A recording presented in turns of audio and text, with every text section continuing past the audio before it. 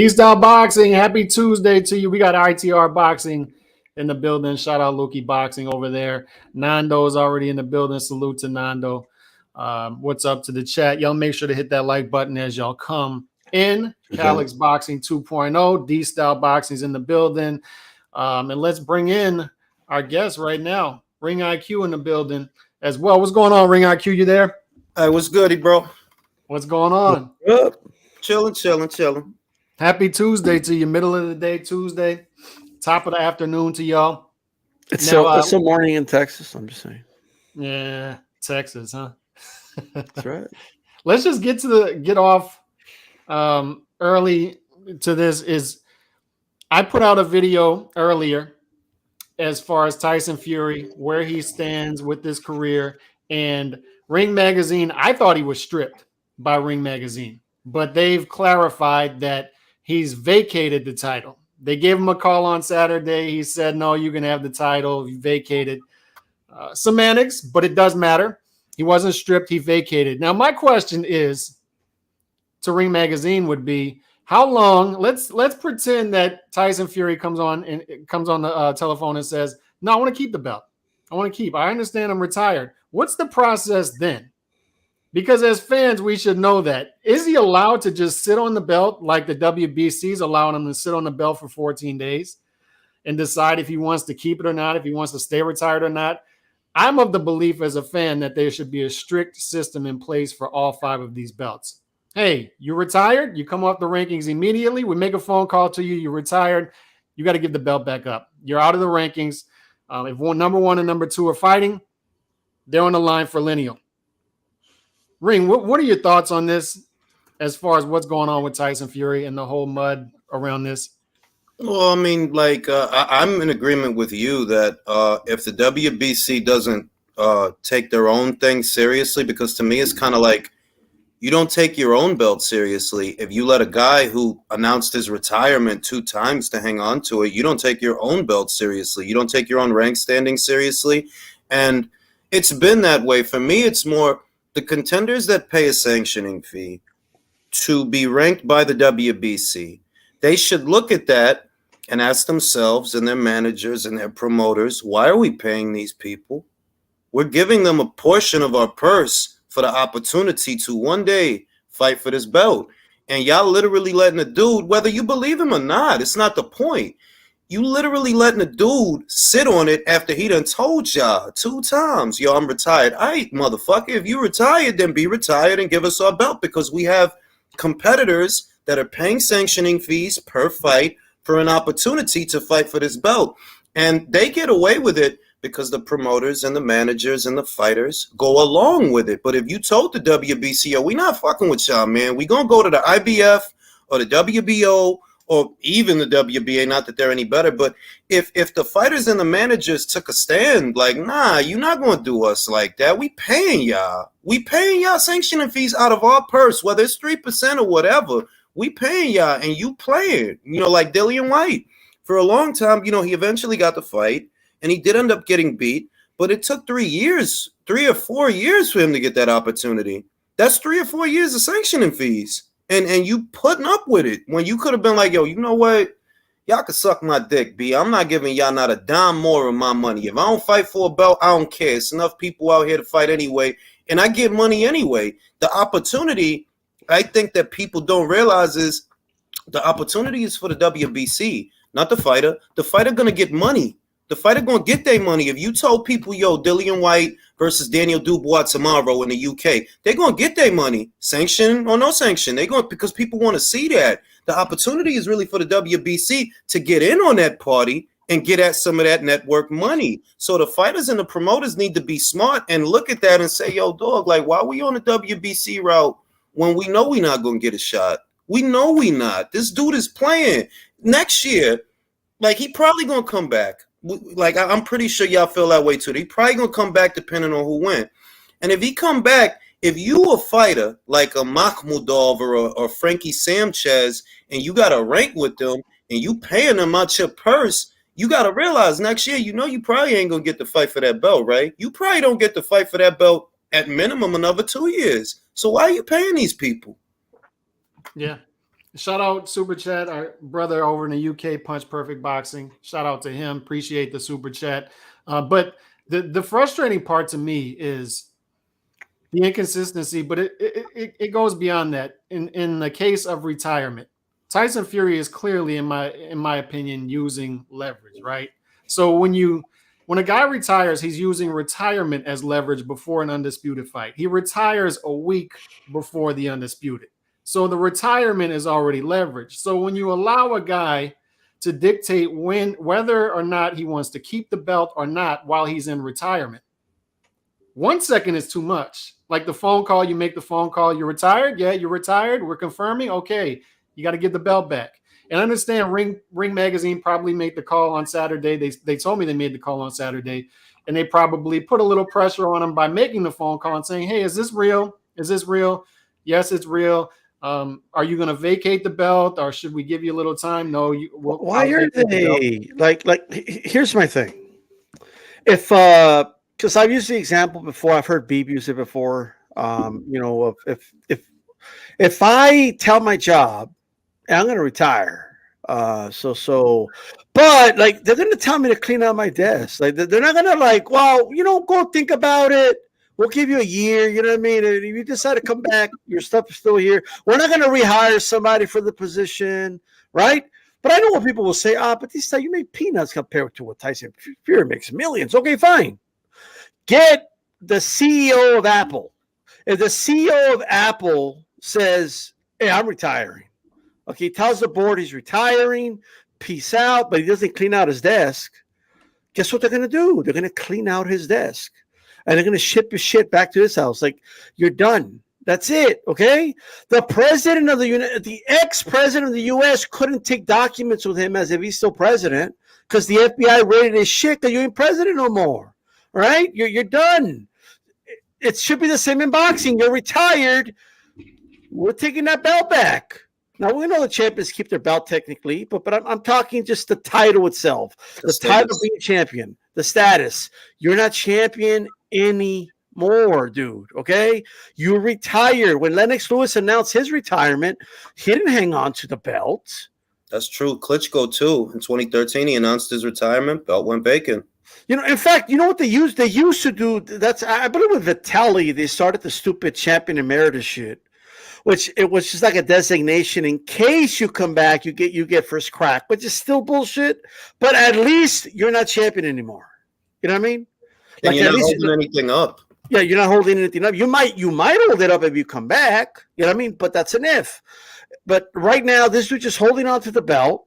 And I'm hearing things about like, oh, well, hold on. He might change his mind. He might like, well, no, he didn't say, I need to go think about this. He didn't say, I got to go talk to my family. He said, I'm retired. He was interviewed the next day, okay, at some show with Piers, I forget his name. Morgan, and he asked him, are you sure about this, Tyson? 100%. 100%, man. Okay, 100% is 100%. And if he's not serious, then he has 3 seconds to say psych when they say they're going to strip him, right? I have 3 seconds. We're going to take that belt. 1, 2. I'm not retiring. Okay, fine. Okay, but at the end of the day, that's what you got. And that's how I feel about it, man. I think it's bullshit. It holds up the division. It holds up the sport. We don't got time to see what Tyson Fury feels like doing. Okay?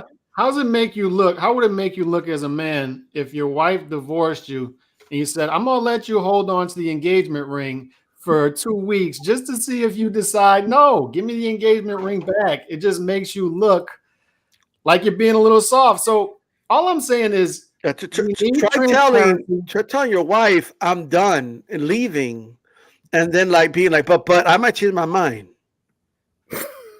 You need transparency, and the world is going one way, boxing is going the other. It's the boxing world is moving too slow. These fighters are fighting once a year, constant posturing, and we need the sanctioning bodies to step on their necks and say, no, y'all got to get it moving. If you're going to hold up this division, Crawford and Spence, you're going to hold up this division, we got to do something else. And to add on top of it, the multiple belts out there, look at the heavyweight division, the WBC. I got to go to page 17 to see what they do in case something like this happens when a fighter retires and the belt becomes vacant.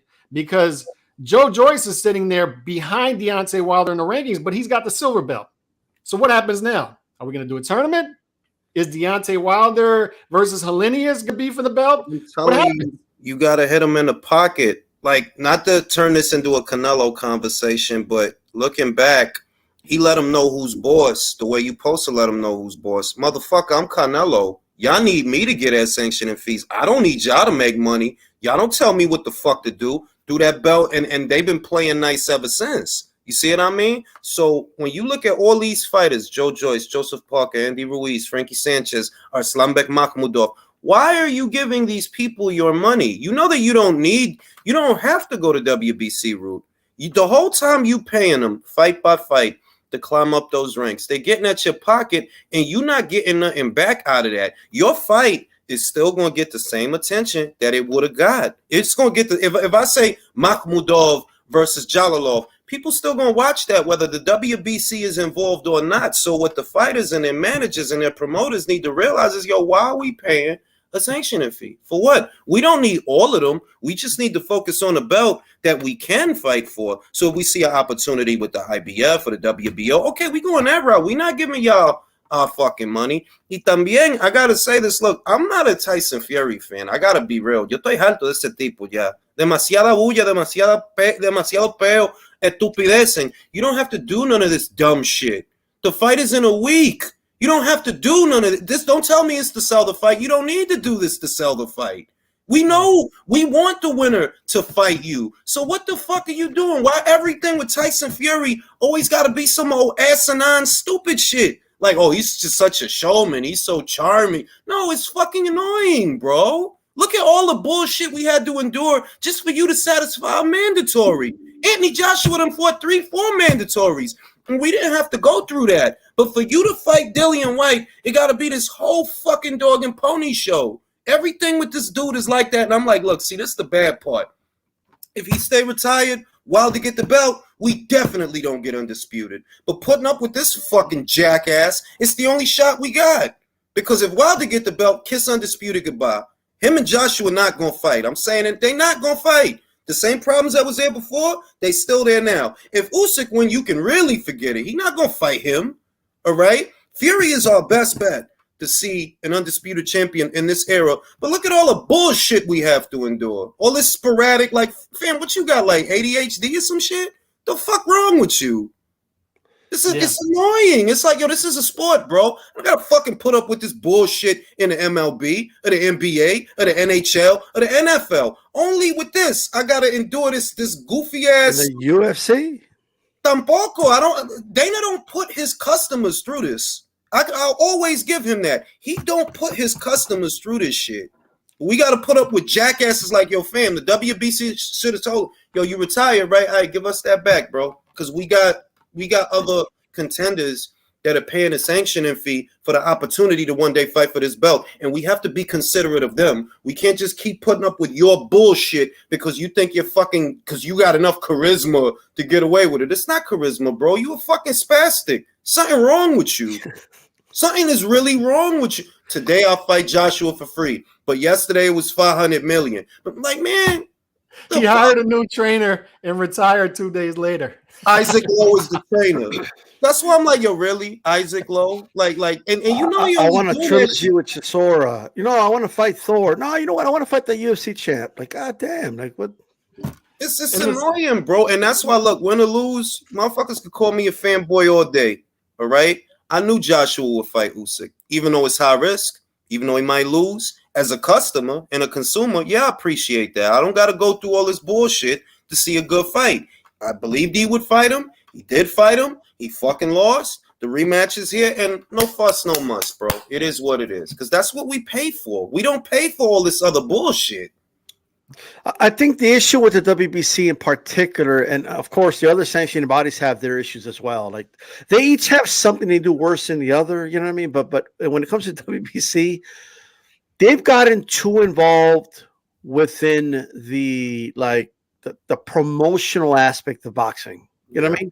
Way too involved. I still remember when like they would say like they justified, you know, when Canelo first got a shot. because he's a big name and he attracts a lot of people to the sport. And, we're going to give this guy a franchise belt because of what he's done for the sport. He's such a big name. We want to make the big fights. And Fury, like, this dude sounded like a fanboy. Like, I just got off the phone with Fury. He's a great man, a great inspiration.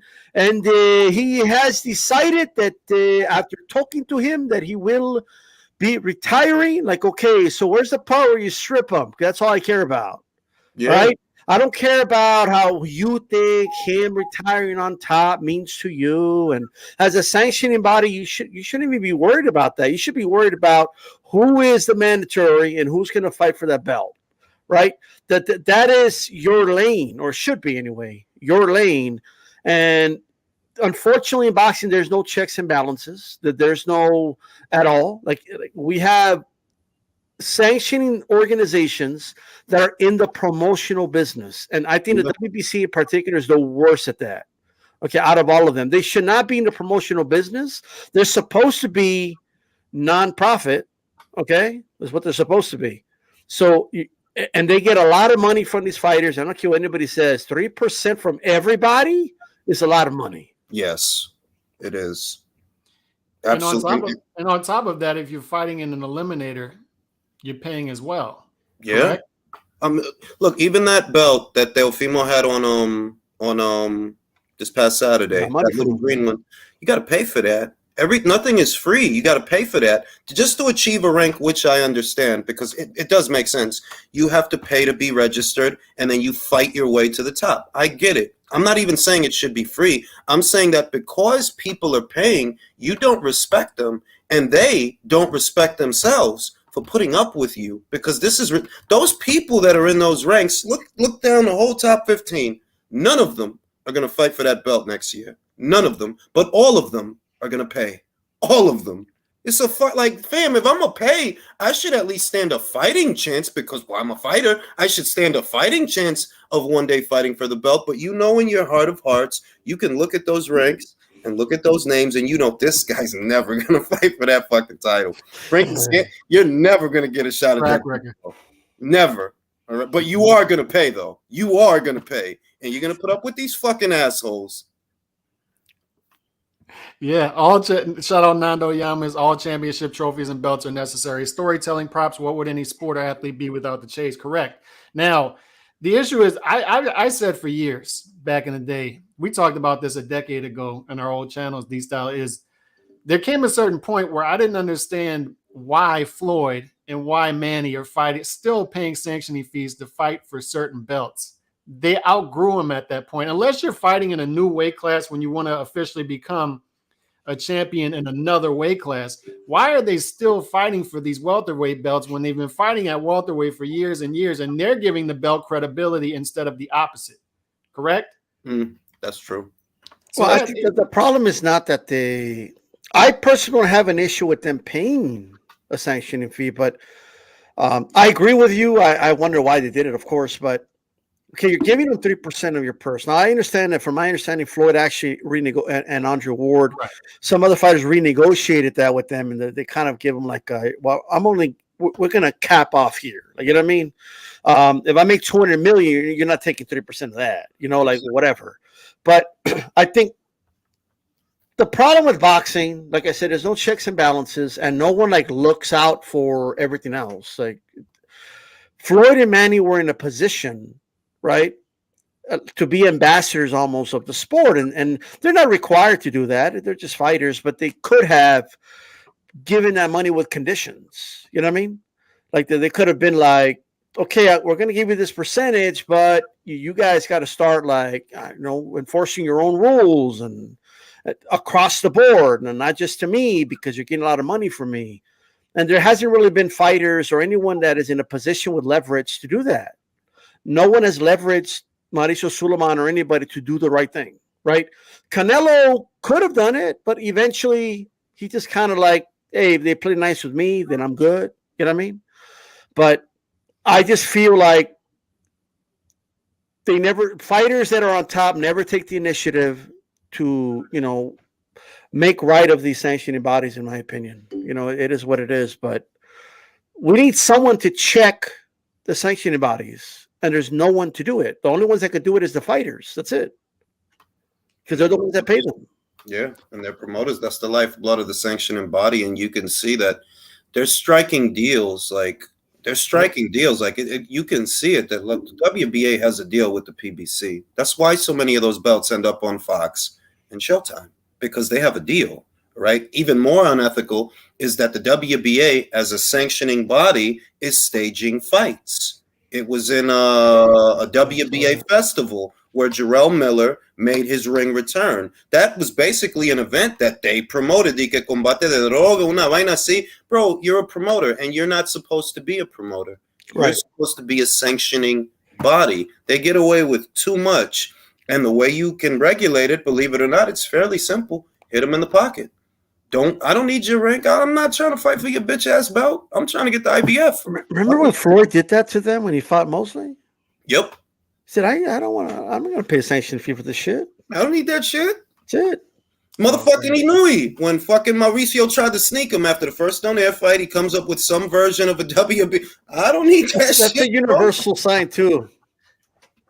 You don't need to speak Japanese or any other language. You know what this means. Is that came up with a WBC diamond? Nah, I'm good, fam. I'll get the Donaire fight. If I want the green belt, the real one, I'll fight. I'll fight Ubalio because he has. Tells me like these fighters are aware of this stuff. Like it's like Haney had an opportunity. I felt he was like, because he kept saying over and over again, I don't want that franchise belt. When I become undisputed, what was the first thing they did?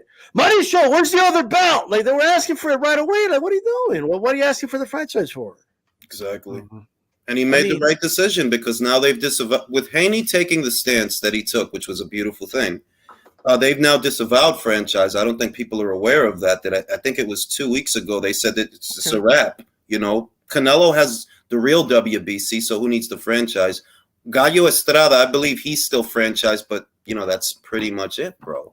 The thing is, it's useless. It's a useless designation, and it's probably another way for you to siphon off more money from a fighter, while at the same time getting other money from another fighter who's holding the world title. It's kind of obvious that, yo, this is a hustle, fam. It's a hustle. Yeah. And you let them hustle. They literally wanted the big names to have the franchise belts so they could make all these super fights or whatever. And while then they're basically like WBA and have like a regular champion that's fighting the contenders and that's just a regular league. You know, over here we're just making the big fights. But again, you're thinking like a promoter at that point. Yep. Like that's not how you're supposed to be thinking at all. That shouldn't be your argument. Your argument for a guy getting a title shot should never be how popular they are, how much attention they bring to the sport. Or that is the promoter's job. That let the fighters take care of that, and the promotional companies. As a sanctioning body, your job is supposed to be you're really there not for the big names. You're actually there for the guys that nobody knows and to enforce. They're there to give the pecking order, the hierarchy, because they do have, as much as we complain about them, right? They do perform an essential function. Without sanctioning bodies, a fighter like Errol Spence Jr. would have never got to fight for a title in 2017. The only reason you got to was via the IBF. That mandatory process, it's essential, it's rudimentary, it's necessary for the sport because every sport that is a sport has a pecking order. And they give it that, but you're doing too much now. Like you're not a promoter. You're not a promotional outfit. You're a sanctioning body. That's what you're there to do. Sanction fights. Not to tell me about Tyson Fury. I don't need to know about Tyson fucking Fury. They got enough featurettes about him and his bullshit. I don't need to hear it from you. Yeah, I don't need to hear about your FaceTime conversation with your heavyweight champion and how great it was and what a great conversation. And okay, I'm glad you both are having a great conversation, Mauricio. Okay, but you know, there's a lot of hungry heavyweights that are waiting for their shot. Are you having video conference calls with them? Are you chatting with them? What's up with them? Because you're supposed to be looking out for them, you know. And Frankie Sanchez, I tell him, yo, no le pague esa gente. I'm not giving, they're champion at Tyson Fury, no verdad. He has priority over everyone. That's essentially what you're showing people when you exhibit these unethical relationships that you have with these, because it is unethical. All these people are paying you, but you're giving this person priority. Naturally, what you should do is, all right, I'm not an option. You know, it's kind of like a relationship. Don't treat me like an option. If I'm an option, I'm out. I'm gonna go to the IBF and get some pussy over there. You're right, bro. Like the fact that Jose Suleiman, the father of Mauricio, was the godfather of Chavez Jr. tells you everything. Like that it just says everything. Like that's crazy to me. And that he was on the board with the super chat, by the way. Let me shout out that super chat. Appreciate Drew. Jose Suleiman ran WBC better than Mauricio. And just to clarify, I don't have an issue with the 4 belt system if it's working properly. And like you said, you brought up the example of Errol Spence and Dongo never gets a shot of fighting for a belt, I believe, in Russia, and then the UK, I believe, and then going to Omaha and fighting undisputed. That never happens if the 4 belt system doesn't work out for him and give him a shot. But like you said, when they work the opposite way, when everything becomes muddled and not transparent, the opposite of transparent, cloudy. In this case, what happens? Deontay Wilder's ranked above the silver champion, Joe Joyce. So what happens now? What happens? I got to go to page 17, and it's basically just a bunch of vague stuff saying we can do whatever we want. The thing that I respect about the ring is there's clear and concise information as to what happens on there, and there's no sanctioning fees. But at the same time, my question now is, how long was Tyson Fury going to be allowed to sit on the ring belt had he said, no, I'm not vacating? What happened? All right. The stipulation, I remember because they elaborated upon this when they stripped Rigo back in 2016, 2017. And their stipulation is something like 18 months, every 18 months. I believe it's either a top 5 or a top 10. You have to fight a divisional top 5. I believe it's either top 5 or top 10. And if you don't, you get stripped. And we remember that, because Rigo was being frozen out, whatever's whatever, he wasn't fighting good people. Whether you believe it's his fault or not, I don't believe it was his fault. I believe he was avoided, but yada, yada, yada. Since he hadn't fought a divisional top 10 or top 5 in such a long time, they took the belt from him. So I guess with Fury, it would have been, if you don't fight a divisional top 10 within 18 months of winning this belt or 18 months of the last time you defended it, they would have taken it from him. And I do believe that the people over there at Ring, they would have held to that because they took it from Adonis Stevenson. He was the Ring Magazine champion for a while, and he wasn't fighting shit. He scheduled a couple of pointless fucking fights, and they took the shit from him. He was still lineal because he wasn't beaten at that time, but they took the belt from him. So I think they would have took the belt from Fury if push came to shove. But my question is, how can a fighter be allowed, and I asked this at the top, and I'll ask it again, people need to answer this, is how are you allowed to be retired and still own a belt and carry both into negotiations? It just can't happen. To me, as soon as you announce retirement, you got to come off the belt. Yeah. Period. I think maybe when it comes to Fury, he's very like I've told you before, Calix. I don't think he's playing 4-dimensional chess like some people think he is. Okay, I don't think he's like, because I saw some. I think it was in his chat. Somebody said, "Oh, he's trying to become a 3-time ring champion like Ali. So he needs to get stripped or let go of it, come back and take that belt to do that, right?" I just don't think he's thinking about it like that deep like that. I don't think Fury knows what the hell he's going to do tomorrow. Okay, like I'm with these styles. I think that when they called him, he had a microburst of aggression. Fuck you and your belt. Don't pressure me. That's how I envision it happening. It's not this deep, sophisticated, elaborate. Like, no, he's bro. Worried about this, right? Exactly. Money, right? I think he's worried about legacy. I don't think he's looking at it like he said that he's not. That I don't care about legacy, but he also said he doesn't care about money. So who knows? I see a guy in Fury. Okay, he's like. But he also said he wants to be the first guy to have like 2 trilogies as champion, and it turned out that wasn't true anyway. but like I don't know, he's like he's all over. He's an erratic dude. Él dice lo que sea. Ese tipo, like they want him to be this fucking evil genius, and no, he's a bozo. All right, he just says whatever he's thinking. It's not this elaborate strategic. He's just a bozo. He says whatever comes to mind the moment it comes to mind, and that's why none of it makes sense. How do you reconcile Wilder, right? Like he's like, he played mind games. Like, no, he's just better fighter than Wilder. That's why I beat him. It's not that he played mind games. But also Wilder is. I will say, I do think Wilder's like. Honest to God, I've always thought that from the very beginning. That this is a mentally weak person, and you have a lot of people around you. They tell you what you want to hear, and that's why losing for you, it shouldn't have been the end of the world.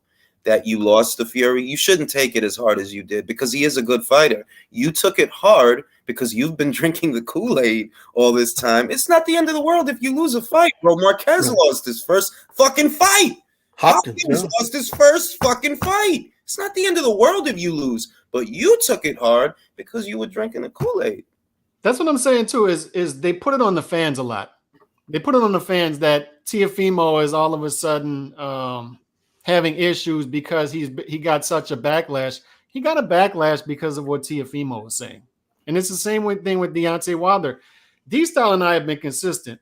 We don't care about losses as long as you're fighting the top competition. We'll come back the next fight and support you. But when you start to say that your trainer poisoned you, and like I don't think dudes have ever put egg weights. Isn't like a normal thing. I just like, real quick before I lose this point really quick.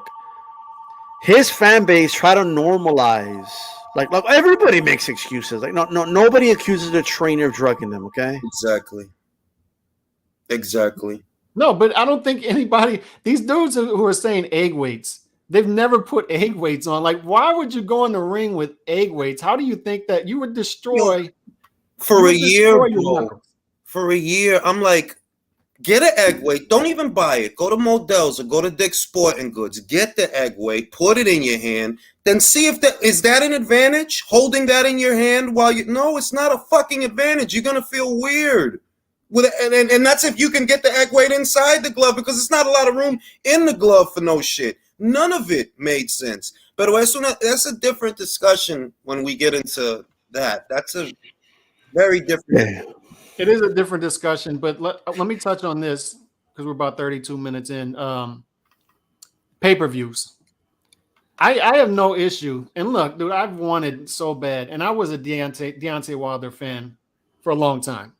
Since I was in the New Orleans gyms and I heard about him getting gift decisions in the Olympic trials, but people still respected his raw talent. We supported him coming up, and the boxing world was patient with him coming up because it took a long time before he fought somebody. Deontay Wilder, Tyson Fury, I want to support these guys, but I need a stable heavyweight champion, lineal heavyweight champion. That's why I'm glad next weekend is for the lineal championship. But as far as pay-per-views, Deontay Wilder versus Helenius in a vacuum is a decent fight. None of us have an issue with him taking that fight after losing to Tyson Fury, we believe 3 times. Yeah. But pay-per-view. And I'm being told by underbosses of promotional companies that if you want to see your favorite fighter fight, you either take him on pay-per-view or you're not going to see him at all because we got to meet our minimum. I did not build the system. All right. I did not build this system. You did. All right. So I don't want to watch Deontay Wilder versus Helenius on pay-per-view. As a fan, I should be able to complain about that. But what is your view on this fight being on pay-per-view? Honest to God, Mike Tyson versus Peter McNeely almost immediately comes to mind. The selling point with Deontay versus Helenius is not actually Helenius. It's Deontay in his return. And believe it or not, I'm okay with it being a pay-per-view because I've seen much worse. Charles Martin versus Luis Ortiz does not belong on pay-per-view. Ruiz versus Areola does not belong on pay-per-view. Barrios versus Thurman does not belong on pay-per-view. But if what you're telling me is a year after his defeat to Tyson Fury in a trilogy that some people liked more than I did, if you're telling me that you feel that is pay-per-view worthy, I'll say it is. I think that thing does 325,000 to 400,000 buys. And if you can make those numbers work, yeah, it's okay. It's okay. It's better than a lot of the other stuff because the selling point is not the fight. It's the ring return, the intrigue. Does he have anything left? Can he still fight? Can he be who he was? Is he still the Bronze Bomber? So when that's the selling point, yeah, that can work. That can work. Now, what should not be pay-per-view to the point that you made is all the other stuff I mentioned. That shit. No, those are regular fights. Mm-hmm. The fuck? Here's the issue I have with it is how do you build a relationship with a fan base if you're constantly behind not one paywall, but a second paywall? How do we build a relationship with fan bases when fighters are fighting once per year and a growing number of these fights are popping up on pay-per-view. So a couple of things here. So there's two types of boxing pay-per-views, or at least this is how it used to be. Shout Right? out to Nando, by the way. There's Appreciate two you. types. There's the big mega fight, De La Hoya Trinidad, like you know what I mean, like Tyson versus Lewis, like Tyson Holyfield, like the big mega fights, or not they don't have to be mega, but just the fights that are going to sell. Roy Jones, John Ruiz, stuff like that, right? And then there was the fights that HBO, Showtime didn't want, but they were like too big for ESPN Friday Night Fights, right? So you had your Latin Fury cards, you had your Pinoy Power, you had those were not big extravagant events, but they would charge a reasonable price for a themed card or something like that, right?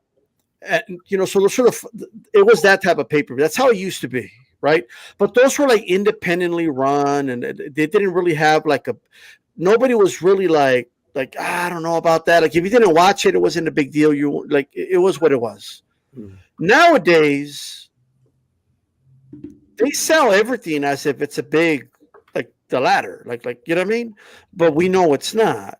Like Tank Davis is not a pay-per-view star, but we're told he is, right? So I keep hearing the fan base say, "Oh, Tank's already fighting on pay-per-view." I haven't seen Haney on pay-per-view, and it's like, even though that statement's true, it's not the way they make it out to be. It's not like he's not a pay-per-view star, bro. Like he's a star. Like it isn't like that at all. Like Ruiz is now going to be on 2 straight pay-per-views because no one wants that fight. There's only so much money in the budget, and they got no choice but to put it on pay-per-view. ¿Tú sabes lo que dijo Marco Villegas? Él dijo que la gente en Fox, ellos no están pagando dinero for the production. They're not giving any money for production. So when you have a heavyweight like an Andy Ruiz who has made multi-millions, well, the only way that you can get him out there is to put him on pay-per-view because the network won't foot the bill. That's why some of those pay-per-views are ending up there. And just the act of being on pay-per-view does not make you a pay-per-view star, even if you do turn over a profit. With Gervonta Davis, it's one of the best swindles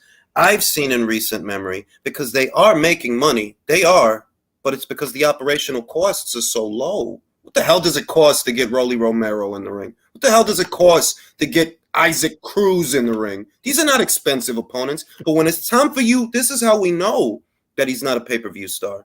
When it's time for you to get a Devin Haney in the ring, oh, I got to pay you what you weigh. I got to pay you what you weigh. You acknowledge that he made very good money over there at Matchroom, but you are not willing to pay him that. Why? Because your fighter's not a pay-per-view star. If he were, he could bear the brunt of the operational cost the way my man, Cash Money Canelo can. Caleb Plant is not a $10 million fighter, but you can get that because Canelo is that motherfucking dude.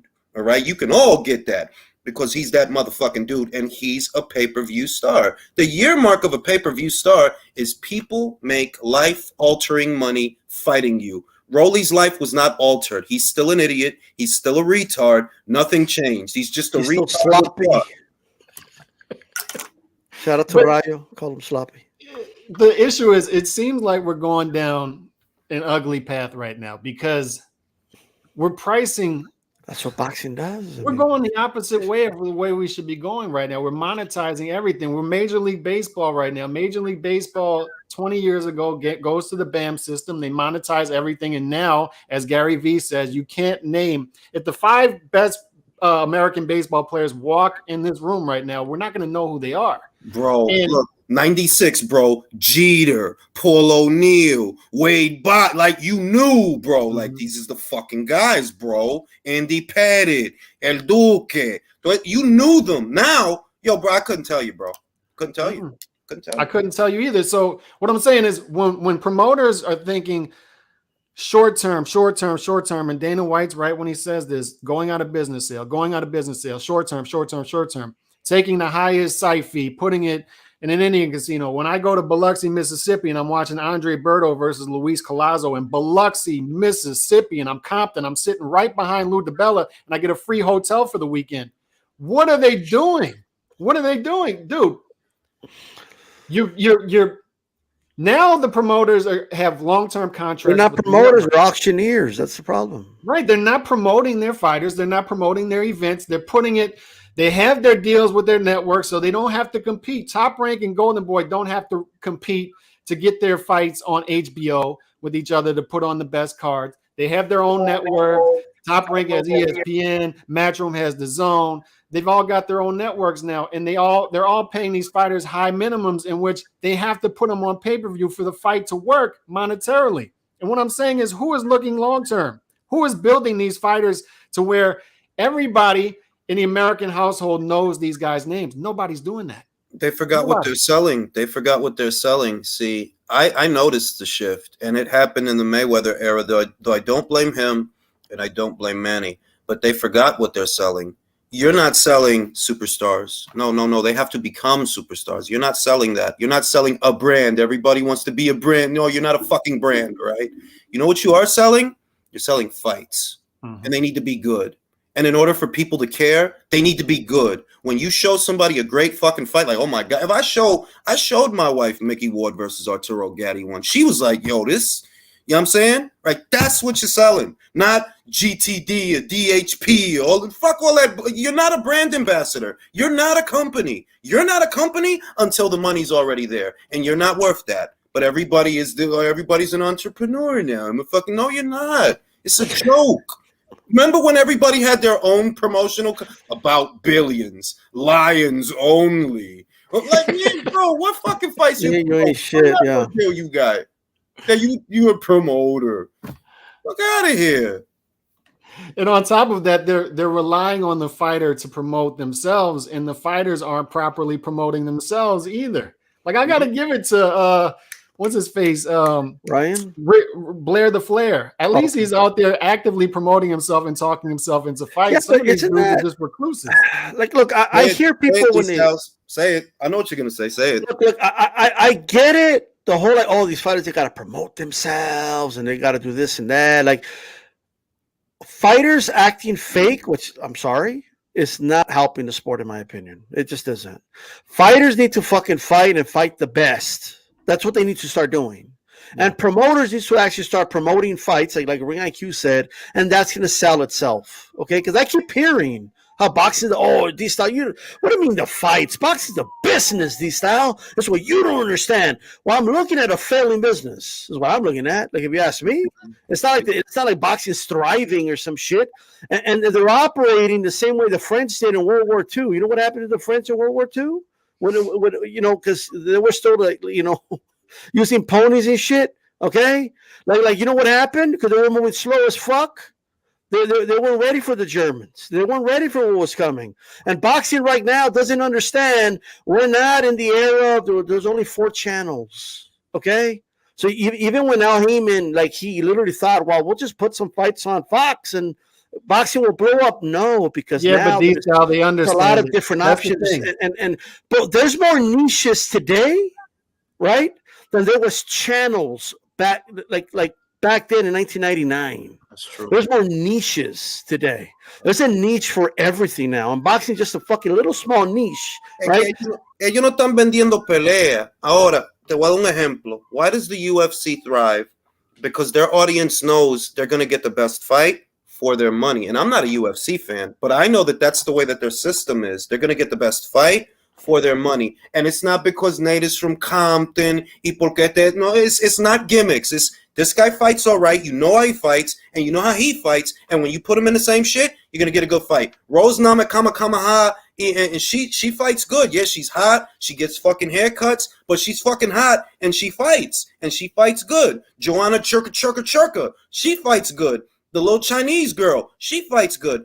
They forgot that you're selling fights. Don King knew it. Bob Arum still knows it. We're selling fights. That's why Top Rank is still here. We're selling fights. First and foremost, Xander's great, Puerto Rican kid, young, but he's a fighter, bro. You can fucking see it. It's not a gimmick. Virgil can fight. Virgil, he can fight, all right? Because first and foremost, the fighting, the quality of the product has to come first. With Tank, Tank is the culture, the brand. Man, get the fuck out of here, you cracker jackass. You $5 million at the Barclays. You think you fucking cured cancer?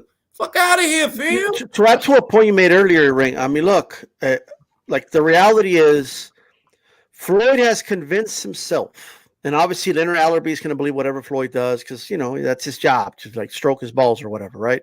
It is. So like Floyd literally believes that he was robbed of being a big megastar for years from Top Rank. Like he thinks he should have been a big megastar for years because, and in his mind, well, look, when I left Top Rank, I sold 2 million with De La Hoya and then I became a big star. So yeah. No, but Floyd, the reason the De La Hoya fight sold in the first place because you were the number one pound for pound fighter in the sport, and the reason you were the number one pound for pound and you were respected and people knew it was a real fight, okay, and they said to themselves, well, De La Hoya is bigger and Floyd is moving up, but I think Floyd's too skilled for him, but we'll see, right? It's because of who you were, who you fought, the resume you had, and you were already a Hall of Famer at that point. Okay, so like people respected you. When people go back and they talk about your career, even your own fans, Floyd, will say, "Oh no, Floyd was a real dude. Look at what he did at 130, 135, 140, 147 was just extra." Right? Your own fans say that. So at the end of the day, I don't think he understands that there was already a foundation put in place. Él no entiende. They never set that with Tank. No foundation was set in place, and you're seeing the results of it. Okay? Mira, yo lo dije el otro día. Ellos piensan que Floyd vendió todo eso pay-per-view solo. Canelo helped you sell that fucking pay-per-view, bro.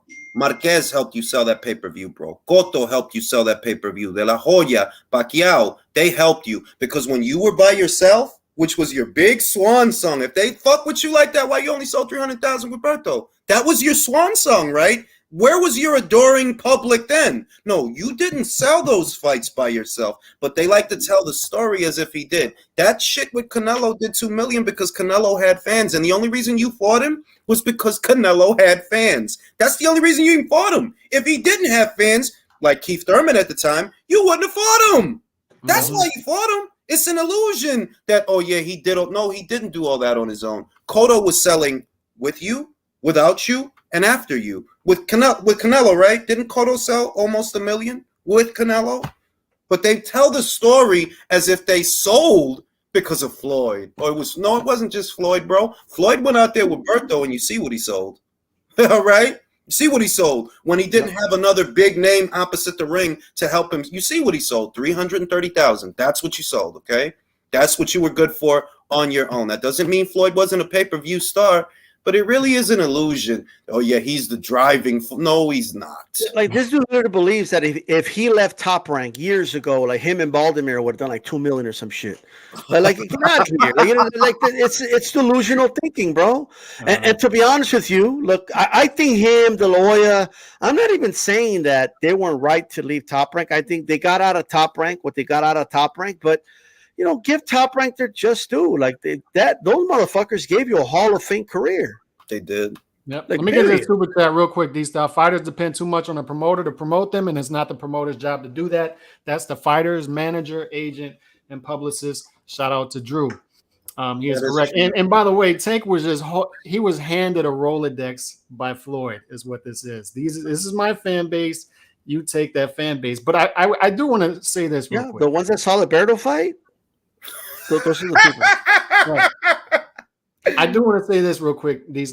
Boxing fans need to stop thinking that this is a flex, talking to UFC fans and saying, look how much our fighters are making compared to what your fighters are making. Because I have these conversations all the time because I'm surrounded by UFC fans and I'm the only boxing fan in my circle. I had an event at my house Saturday night with a bunch of people from the neighborhood. And we're all talking about this, and they're all UFC fans. They don't care. They don't care that every once in a while one of their fighters go over to make a bunch of money. They don't care. They're happy. They're getting the fights they want. They know every month they get their pay-per-view. They get their free events in between that, and they're happy. They're getting the fights they want. They're able to, within a couple minutes, explain to me what's going on in the fight, who this guy's fighting, what the rankings are, and then who's beneath them in the rankings, the weight classes. They're able to explain that to me within 5 minutes. Even after a great fight in boxing comes confusion. So even if you sit a casual fan next to you, show them a great fight, show them Ward versus Gotti, they're still going to be confused after because you're trying to explain to them who's got this belt, who's got that belt, who's got that belt. They're not going to, and they don't care about. Look, my cousin asked me. My cousin asked me on Saturday, "What are those 2 belts Steele just won?" And I'm trying to explain to him, well, they're not like world belts or nothing. He just wants some. It's like a quote unquote eliminator. Oh, what's that? Like, it's just too much. Like, I'm not inspired to explain all this. You know what I mean? Mm-hmm. And I'm a hardcore. Like, you know what I mean? It definitely gets confusing. No doubt about it. Look, the way I feel about it is this: the UFC has a model, okay, and like no one knows who the fuck these dudes are until they're in the UFC. The UFC knows that. Right. So that's just the way it works. So like these guys are making 200,000 and in boxing fans, I don't know, like they put on the white knight suit and try to defend like, oh, pay these fighters. Like you guys aren't even UFC fans. Manín, esa gente son mamagüevos porque ellos no te dan 5 pesos if you ask them for it. Yeah, like you're championing for fighters in another sport. Like who gives a fuck? La vaina de Teofimo, que cuando yo vi que él se fue para Triller, and I looked at the size of the purse bid and I said, no fucking way. Are you going to do this? And I did the video. I said, they're going to try to make that a pay-per-view. You do realize that bleeding hearts pay the fighter, Bob. You do realize that now for him to get the money that he thinks he should get, it's going to have to come from you because it's not going to come from Bob. And Bob was right. Kambosos is not a big fight. You can't get a big purse. Period. But you wanted to have mierda. And then the same people that were saying, stick it to Bob, fuck him. They're the same people that didn't want to buy that shit when they found out it's going to be a pay-per-view. Yes, you fucking bozo, because everything costs. These are people, okay? They're not the head of the household. I can tell just by how they look. It's like, don't you understand? If you bid that amount of money for a fight like this, how do you imagine they're going to get it back? Because everything costs. Everything costs money. They put an exorbitant bid like that. You know, this is a pay-per-view, right? Price point probably going to be between $50 and $60 because this fight is not worth that. This fight does not generate at the gate by itself that. They're expecting me and you to pay for it. And they immediately, oh, that's not pay-per-view. Well, yeah, well, that's what the fuck I was saying. He should have just did the fight at the price Top Rank wanted, and you would have got it over the line. You probably would have still been undefeated. But say la vie, these bleeding hearts, they don't think. They don't like pay the fight, bro. This is a business, bro. They don't look out for their own interests. Is the thing. Like I'm looking out for my own interests as a fan. Like I'm getting less and I'm paying more. Exactly. Why am I not able to complain about that? But me and Drew said this. Heyman never wanted to do anything except launder the waddle and reel and network money once Dana White passed on buying the PBC. And that's what I was saying earlier. Like, Al Heyman's a smart guy. Yeah. I don't think he was out there saying, oh, we're going to do free boxing TV and this is going to work. I think he knew exactly where this was going to lead. He's looking out for Al Heyman. He's looking out for the PBC, and the fans are going to get screwed. And it's why it's so confusing to me why people continue to get online and defend this. Because they think it's at some point look out for your own interests. They think that we're saying what we're saying as in and there's no easy way to put it because I don't like to broach those subjects, but they think we're saying what we're saying because of this. Mm-hmm. And I know, like looking at how Al moved after he got the Waddle and Reed, I know exactly what you were doing. You got them to give you that money, then you fudge the numbers, and that money is somewhere else in an account right now, because there's no way you spent that much money on Danny Garcia versus Rod Salka. There's no way. That fight don't cost that. So I know what you did. It's kind of obvious. And boxing is the ideal racket to launder some money. Drug money, blood money. Yes, perfect for it. These are my books. I can say I sold a ticket for $2 million. Who the fuck gonna tell me I didn't? The problem I have sometimes, and it's not just PBC. Let's be honest. PBC's a shadow promotional company, like without a shadow of a doubt. Like they're a promotional company but they're doing it in a shadowy way, right? Advisor. That's what Ryo told you last night. Well, right? he's saying, what he say? He said, "Oh, I'm signing Al Heyman" when he was asked who's his promotional company. Right. And then he corrected himself right away. He said, "Oh, he's my advisor. He's my advisor." Right. Oh yeah, Samson. Like. Oh, okay, gotcha. Right. You know what I mean? But here's the problem. Okay, I don't have an issue with that. I just wish they would just admit it, but they can't because of the Ali Act. It's whatever. But here's the problem, okay? Boxing too many times, networks, and I know this for a fact because of my former job, they feel hustled by boxing. Yes. Like they feel boxing hustled them. And that's not a good thing long term, okay? So let me give you an example. HBO for a long time was kind of loyal to boxing. Boxing was not returning their investment for what they were spending on it. That's why every year they would just slice the budget, right? Interest was going up, the budget was going down. Like that's not a good sign, right? And then what happened? There was a merger with AT&T. The CEO of AT&T, they looked at the books and they said, why are we spending all this money on boxing? For what? We had content creators out here talking about shit they don't know, like talking about shit they don't know anything about, saying, oh, the reason HBO fell and is no longer functioning because they were pushing Gennady Golovkin instead of the Charlo brothers, or like some dumb shit like that, like because of Larry Merchant and like all this other dumb shit. If that was the case, they would have just changed the commentators and which fighters they quote unquote promote, right? Mm-hmm. That would have been the solution to that. No, the issue was, we ain't bringing shit in. We're paying X fighter $2 million to fight for one night, right?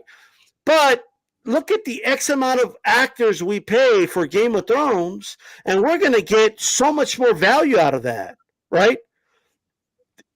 Business-wise, it didn't make sense for them to keep boxing, and they got rid of the sport. That's not a good sign for boxing. That's why Fox is leaving. That's why they're not paying it. They're not fronting any money. You know, and even I thought that they were still fronting a little bit of the money, like maybe, $500,000 out the purse, couple of the operational costs. According to Marcos Villegas, they're not paying out nothing. So the production value of a Fox show, a PBC show on Fox, it's not even coming from Fox. That goes back to what D-Styles just said. We thought entering in this deal that we would get premium content, and all we've done is fritter away millions and millions of dollars on shows that didn't give us anything back. Why is that bad for boxing? Because it'll cause it to shrink.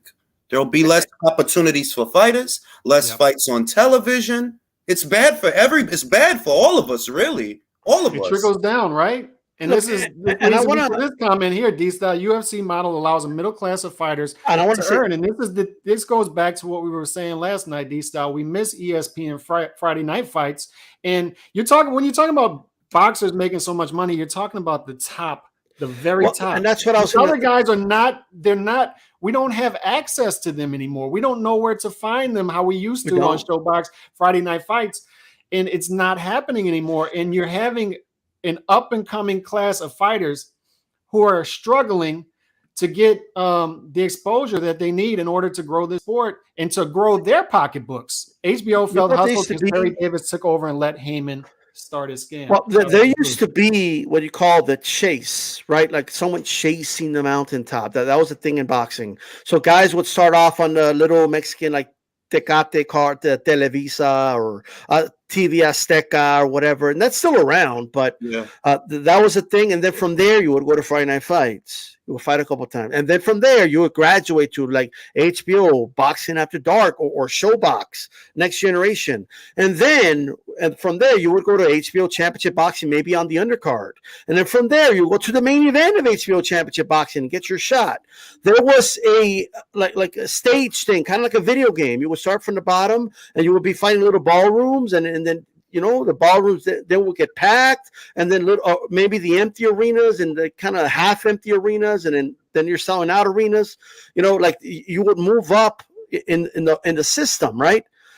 That's not a thing anymore. No, it's like not. And they stopped doing that when they were just paying sanctioning fees, have Berto fight for championship belts. También the fighters, because of these bozos and these bleeding hearts. Listen, man, I'm not against nobody getting money. I'm really not. Of course, yeah. But a business is a business. And in order for a business to function, it has to be sustainable. These exorbitant guarantees that a lot of these fighters want for some of these fights, that is not the market value of the fight, Mm-hmm. Thurman versus Boots is a great fight, right? It's a great fight, and you could get attention with that fight. But if you keep, I need $3 million, bro. Yeah, but you know what, Ring? It's not a $4 million fight, bro.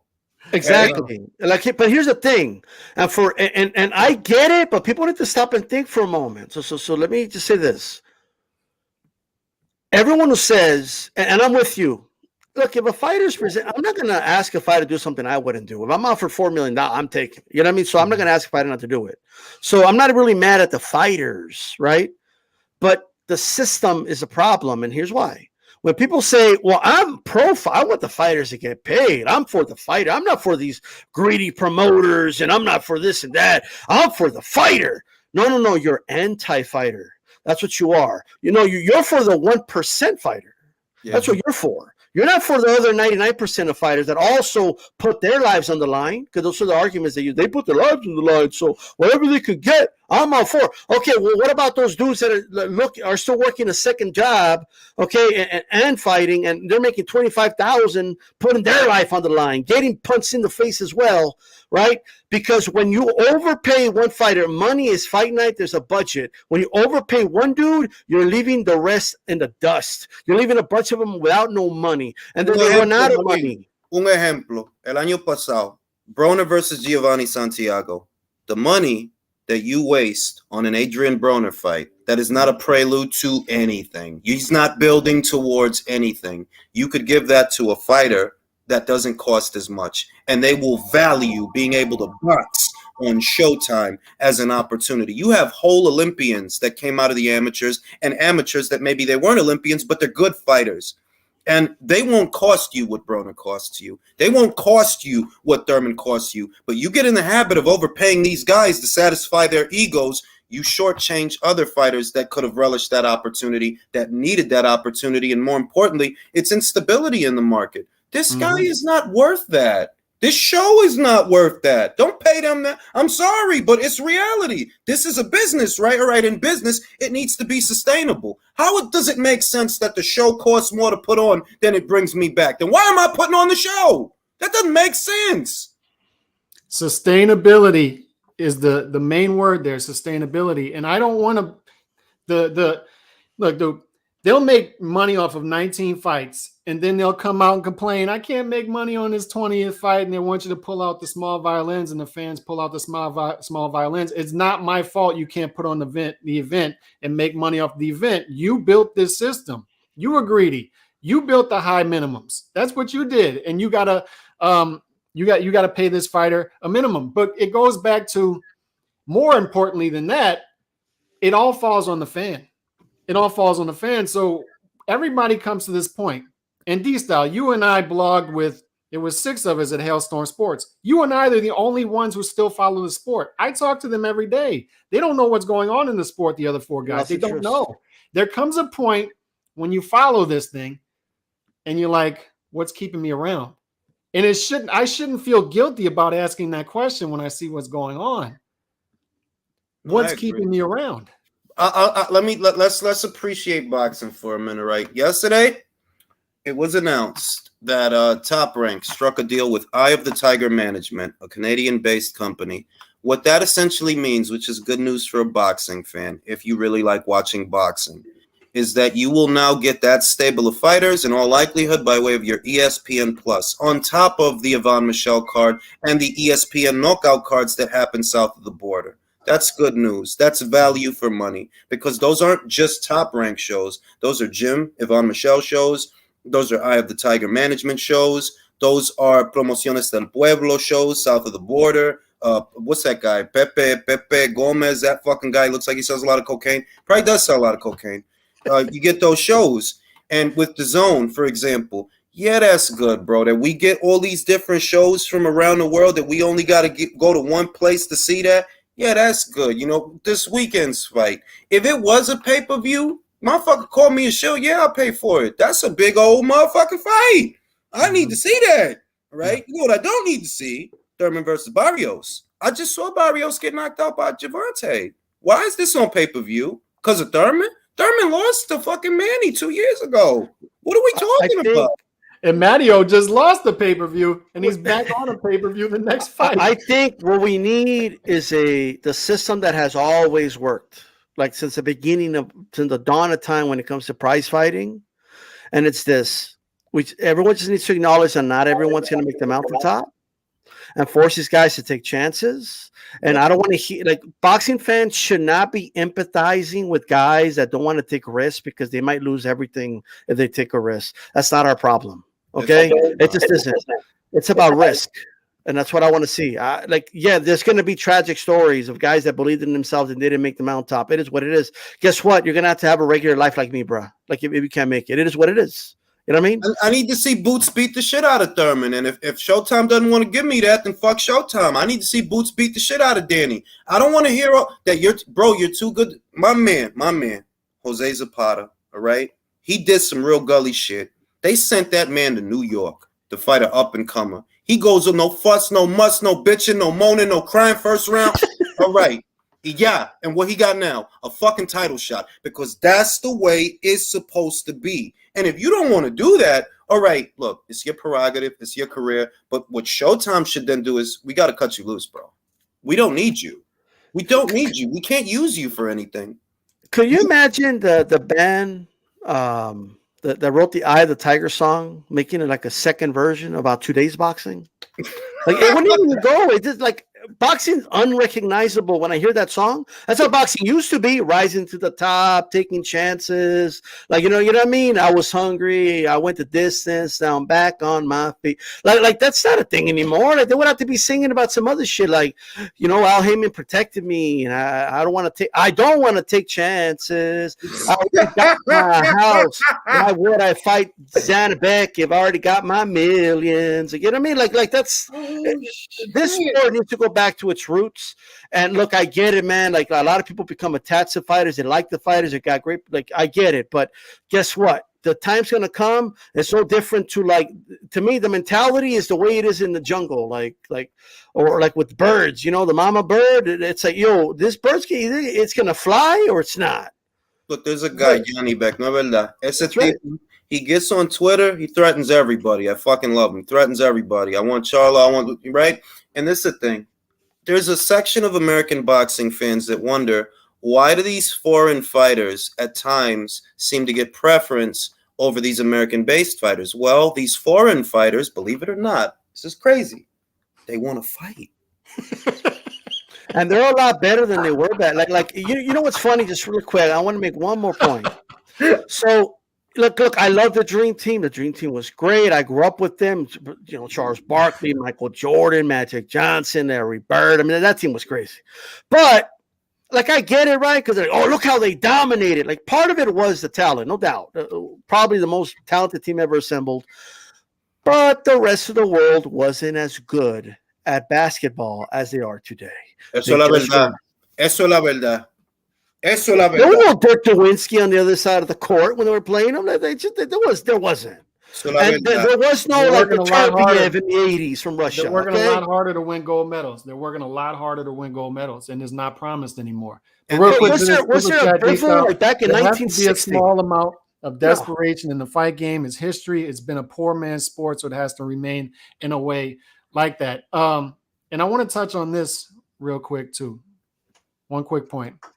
Two quick points real quick, because you mentioned guys like Lomachenko, Golovkin, when he wasn't getting the fights, he was building a brand and he was fighting every 3 to 4 months and knocking guys down, the highest guy available to him, knocking him down until he got his shot in the weight class. And these guys are fighting. That's what they're doing. They're doing the work. They're putting in the work.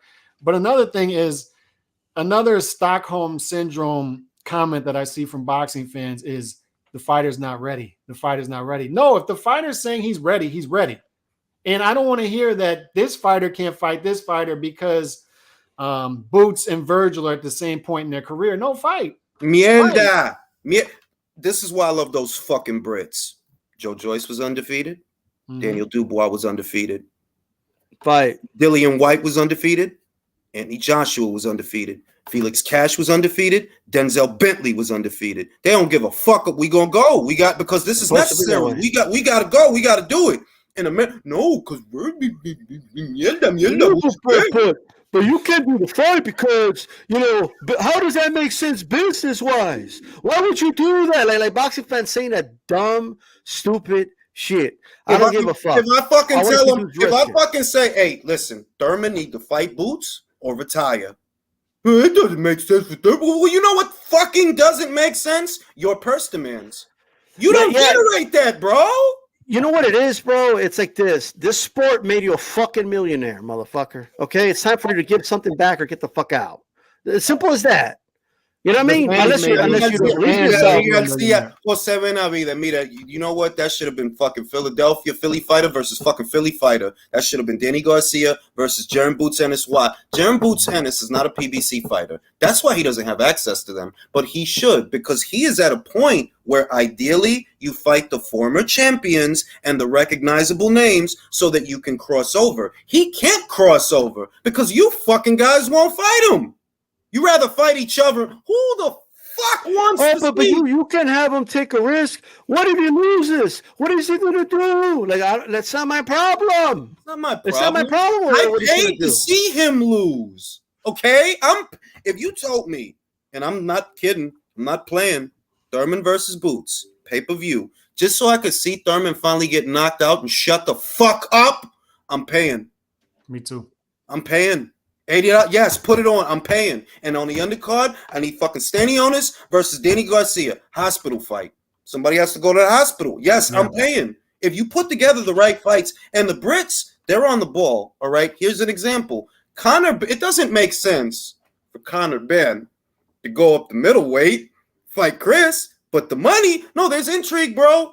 There's intrigue, there's backstory, there's nostalgia, and the money is right. And he's doing that. But we're supposed to look down on Conor, right? Or turn our nose up and, he's a Brit. Listen, he taking more risks with that one fight than a lot of these motherfuckers you like. He don't need to do that. He don't need to do that. He could get money at welterweight just fighting domestic level guys. But he choosing. Nah, fuck that shit. Let's get it. And by the way, I think a lot of boxing fans are still stuck like in the 80s in a way. Like, look, man, these European fighters I call them the new Europeans. Like it's not the same dudes from back. Like it's not. And I'm telling you right now, like in basketball, since it's organized and stuff, Dirk Nowitzki was good, because he was playing in the NBA and stuff. But in boxing, for some reason, there's still people. They see a Russian fighter. I don't know. He needs to beat an American for me to believe, or like some weird shit like that. America won't win no fucking medals in boxing. For how many Olympic cycles? It's not the 80s anymore. Like they still think, like, bro, I say it all the time. I'm like, yo, fam, it's not the 80s, bro. You know that none of our boys brought home a medal? None of our boys. Nobody. But they'll say, you know what they'll say? They'll say, well, I mean, we're more about the pros. And yeah, but even in the pros, like these European dudes are doing their thing. At the end of the day, like motherfucking Joe had a medal. George had a medal. Ali had a medal. All right.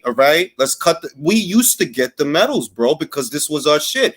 At the end of the day, where we at in this boxing landscape in America, we're at the beginning of Rocky 3. You got civilized. And them guys over, they club a lane. They when you see Yanni Beck, right? You don't see Yanni Beck going back and forth like Javante and Ryan. What you see him tweet, if he does use, I want to beat the shit out of Andre. I'm a fucking nightmare. I'll beat the shit out of every middleweight in America or whatever. When he threatens to pull it out, he'll pull it. He'll pull it. All right. And I think boxing fans forgot, or fight fans forgot. I mean, we are here to see fights, right? Is that why are we here to argue about why we're not seeing fights? And that's why I say, Ring. I guarantee you there are a lot of Errol Spence and Terrence Crawford super fans out there who don't want to see the fight made because they'd rather just mythically say you know why they want to see the fight? Because when I was growing up, I've been saying this for a long time. When I was growing up, I loved those butterflies in my stomach. Mm-hmm. Before a fight, like when the bell's gonna ring, you're like, holy shit, it's about to go down. I don't know what the fuck. Yeah, I've been talking shit to my friends or whatever, but I don't really know what the fuck's gonna go on. Like me, I live for that shit. I love that shit. Bro, I loved when they're making the ring walk. There was surreal moments, like when Camacho and Chavez was doing. That was surreal, bro. That was like I can't fucking believe they're about to fight, bro. Can't And believe it. that atmosphere is very hard to find now. It's You few know, and far between now. I remember that feeling in the pit of my stomach. And I'm almost ashamed to admit it because I was a grown man at this point, but Cotto Margarito too. Like, he's got to knock this dude out. He's got to get revenge. But those feelings are few and far between now. But they're scared of it. Like, they'll rather the fight not happen so they don't have to deal with the reality of maybe Crawford beating Spence. The content creators don't want the fight to happen because they thrive off of the buildup. They make a lot of money off the buildup, and they don't want to gamble the loss of revenue. That, like, look, when Glovegate was going on, I made a fuck ton of money, right? I wasn't encouraging it, but I made a fuck ton of money dispelling the bullshit. And once all of that was taken care of, that money went away. There are content creators, they don't want certain fights to happen. They want the fans to be at odds with each other because that's their revenue stream. Now, if Anthony Joshua would have fought Wilder, let's say a couple of years ago, let's just say he would have won, all that revenue wouldn't have been there for them, of that buildup, of going back and forth and making those videos. The conspiracy with Fury, if that wouldn't have been there and Wilder would have won, well, that wouldn't have been there for them. They make their money off of the bullshit. And to D-Style's point, which I firmly agree with, a lot of them are genuinely terrified that they got this one wrong, and they don't want to know.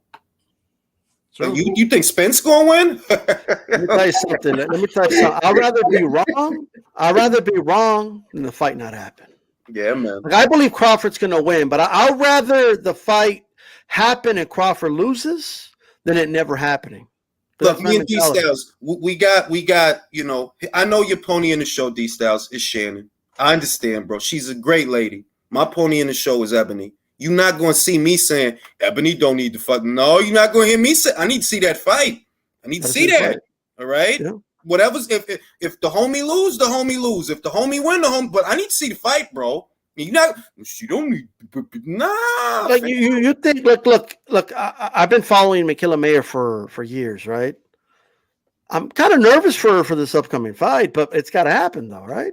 Like it is what it is, and it gets us naturally to where we should be as sports fans, right? We're drawn to this because it takes us away from the real world. We can have our little fun beefs with each other. I'm a Saints fan. I can go to the Superdome and watch them play the rival Falcons. We talk trash back and forth. The game is played. We talk trash back and forth after the game. Somebody wins, somebody loses. See you the next time. That's where it should be. That's where it should be. I'm just tired, bro. I don't want to see the Saints and Falcons play because I'm afraid of what the Falcons fans are going to tell me after the game. No. What is that? Look, bro, imagine if the Red Sox, remember, there was a time when the Red Sox had not won a World Series since, I think, 1918. Imagine if on that, well, we're not going to go. We just not going to try, and we not going to go. And then that's just, it's kind of bitch-ass shit. And this, to me, it's this generation. Like, I'm gonna be that Joe Budden. I'm gonna be the old man. Let me tell you something. Like, boxing is like it's like the Red Sox and the Yankees were like, hey, we're the biggest names in the MLB. Well, we're gonna have a classic to be for the real World Series champion. Like, nah, that's not how it works. Only in boxing will they come up with dumb shit like that. But look, man, all I want to say is this. At the end of the day, it all comes down to the fights. It all comes down to making these fights. That's all I fucking want. I don't want nothing more, nothing less. Just make the fucking fights. And for too long, boxing does not make the fights at the right time. It just hasn't. They didn't make Manny versus Floyd at the right time. Yeah, the numbers had people, like, I think the numbers were the numbers, but the right time to make that fight was like 3 years before that or 4 years before that. Be honest, it would have been a better fight aesthetically 3 years before. Oh, yeah. It would have been a better fight. 5 years before. It would get 5. It would have been a bet like the Manny that you got, and I'm not making it's not excuses. It's just they were in a different place 5 years before. He hadn't gotten fucking damn near killed by Marquez. All right. So they were in a different place 5 years before. And aesthetically, it would have been a bigger fight. Now, if you take comfort in that they ended up making more money, that's great, bro. Congrats, but that doesn't put no money in my pocket. Is all I'm saying. Doesn't do nothing for me. Completely agree. Ring, I want your final thoughts on pretty much everything. Just give your final thoughts, and everybody knows where to find you, but let them know that too. And I appreciate your time. Definitely appreciate your time. All right. Well, my final thoughts is Tyson Fury. I'm out of patience for him. That's one. The WBC's relationship with him is quite unethical, and that's normalcy in today's day and age. Sanctioning bodies having unethical relationships with fighters and promotional outfits. That's two. And I think that the promoters, the managers, and the fighters themselves, they need to stop being something other than fighters. Stop trying to be something other. You can get to what you want to get to, but you have to be a fighter first, because believe it or not, that's how Floyd did it. He was a fighter first. He had the fights first. Everything came after. These guys are trying to skip steps, and that's why the audience for boxing is shrinking in America. You need to sell fights first, then let everything else come afterwards. That's it. And it'll work. Well said. RingIQ, everybody knows where to follow you already. So RingIQ, appreciate you coming on, man. Definitely appreciate your time. I see ya. Yep, thanks. D-Style, your final thoughts. Boxing needs to go back to its primal roots. But that's what it needs to do, to the law of the jungle, right? In the wild, the lions fight for the pride, to be the leader of the pride, right? That they don't prolong it, that they don't marinate it, like they don't wait for the right, like they just, when it's time, when that young lion thinks he's ready and he wants to challenge the top male lion, like, yo, I'm ready to take over this shit right now, right? When it's time, they challenge that lion, and you know what? Sometimes they take over, sometimes they don't. I'm sure all the other animals are watching. They're like, oh man, I think this motherfucker's biting too much than he could chew. He ain't ready for fucking Mufasa. Mufasa's gonna fuck this dude up, but little Simba's ready. You know what I mean? And that's how boxing should function. Right now, Virgil Ortiz, come on, let's go. He should already be fighting a Crawford or Spence. Well, I don't think he's ready. So what? And you know what? The stakes aren't even as high as they are in the fucking jungle. Like, if he loses, he just goes back to the drawing board and comes back for a second shot later, right? It's time to get this shit going. It's time to get it rolling, okay? And it's time for guys to take chances. Nobody should be making millions, Calix, until they've gotten to a point where it's a justified fight for those millions, right? Guys should be taking risk. Guys should be fighting the best. Guys should be, taking chances to get to that mountaintop, right? That's what makes great fights. When they're in those trenches and we're in the middle of the fight, and both fighters know, man, if I lose this could be it. It brings out something out of these fighters. That's how we get all these classic fights we've had, over the years. There's going to be fighters that aren't going to make it. It's the way it is. Not everybody can make it. Not everybody could save their O. Not everybody could be undefeated. You motherfuckers need to start fighting each other. That's what you need to start doing. All right? And once you do that, it's going to be better for us. It's going to be better for the sport. It just is. The guys that don't make it, not everybody can make it. I'm sorry. The guys that don't make it, I guess you got to work a 9 to 5 just like I do, brother. Like, it is what it is. Like, that's life, right? But it's time to take those chances. I'm tired of seeing guys, and look, I need to say this again. I'm not mad at the fighters, but I'm tired of seeing fighters live in mansions and have 10 cars, and they haven't fought anybody in the top 10 yet. That is frustrating. It's counterintuitive. It doesn't make sense, and it's counter to what makes boxing, and what makes boxing great. Like, you know what I mean? You're supposed to be working your way up. And of course, I want you to make all the millions in the world once you've taken those chances and you're fighting for those big belts and fighting those big fights. But till then, I want to see a hierarchy system be properly introduced in boxing once again. That's right. Great put. And we need more fights like this, D-Style. It's far too often. Shout out to Drew, and appreciate all the super chats you've given us in this show. Those butterflies I had flying from LA to London for AJ versus Usyk is what the fight game is about. Best live fight I've ever been to. And we need more fights like that. We need promoters to promote fights. As you and RingIQ brought up eloquently throughout this show, it's about the fights. And the way you build the fighters is through the fights. Right? And nobody did that better than HBO, right? HBO brought these, the fighters brought these up. But do you remember the 24/7s? Do you remember the It's a double-edged sword with HBO, but they promoted the fights. They did a great job of promoting the fights and presenting the fights. They were a mixed bag, I understand, but they did a great job of promoting the fights on the network. And we need more fights. We need more fights that give us the butterflies, right? So on that note, we definitely appreciate Ring IQ for swinging through. Always appreciate his time. We'll have some more people through this week and later in next week as well. And big fight, Usyk versus AJ2 coming up this weekend. So I'll be talking about this a lot on the channel this week.